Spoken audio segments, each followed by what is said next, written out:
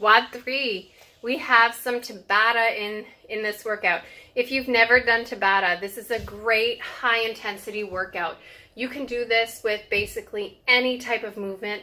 It's only 4 minutes long. It's 20 seconds of work, 10 seconds of rest. So essentially it's 8 rounds. And trust me, by the end of that 4 minutes, you are going to feel it. This is a little bit deceiving, but it is a fantastic workout. You don't need a lot of time for it. So if you Google Tabata, a Tabata clock will come up. I highly recommend you use a Tabata clock because it's gonna signal you to start and to stop so that you're not constantly looking at your clock, because 20 seconds isn't long and neither is 10 seconds. So if you're constantly having to search for a clock, it's gonna get tricky, whereas this is gonna buzz every time you need to start working and every time your rest begins, okay? So the first part is Tabata jumping jacks. So start with everything together. Here, if you're not able to do that, you can do one leg at a time. So heel taps, if that's too much, and just step it out, okay? Want to still be raising those arms above our head to try to get that heart rate jacked up. So you're going to do 20 seconds of jumping jacks, 10 seconds of rest.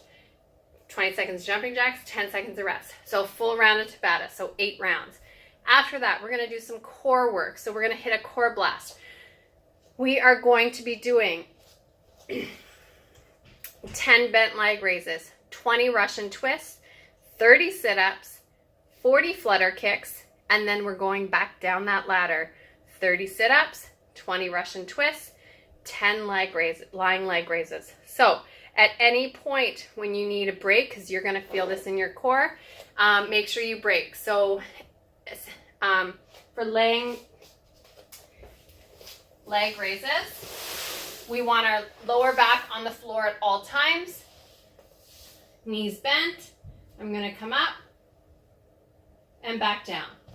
So at all times, my lower back needs to be in contact with the floor. If you're not able to, slide your hands underneath.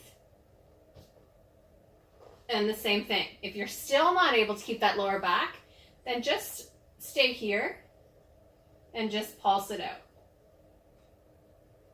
Okay?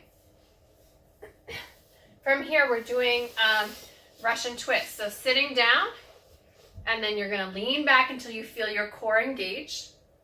And from here, we're going to twist side to side. So every time I touch, it's 1, 2, 3, 4. I could also put a little bit of either a dumbbell or a kettlebell in my hand and use that if I wanted to. You're doing 20 in total. And then from there, we're doing 30 sit-ups.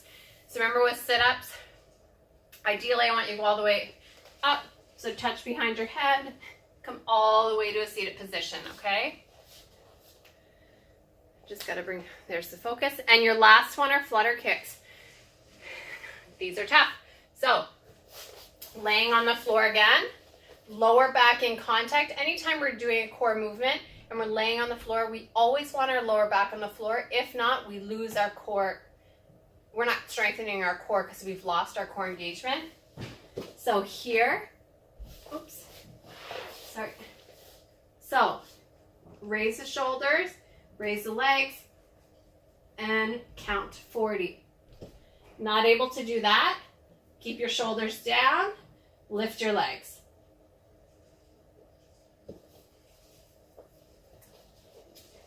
Once you do 40 flutter kicks, make your way back down the ladder. Once you finish that, we are finishing off with another Tabata. This time we're doing high knees.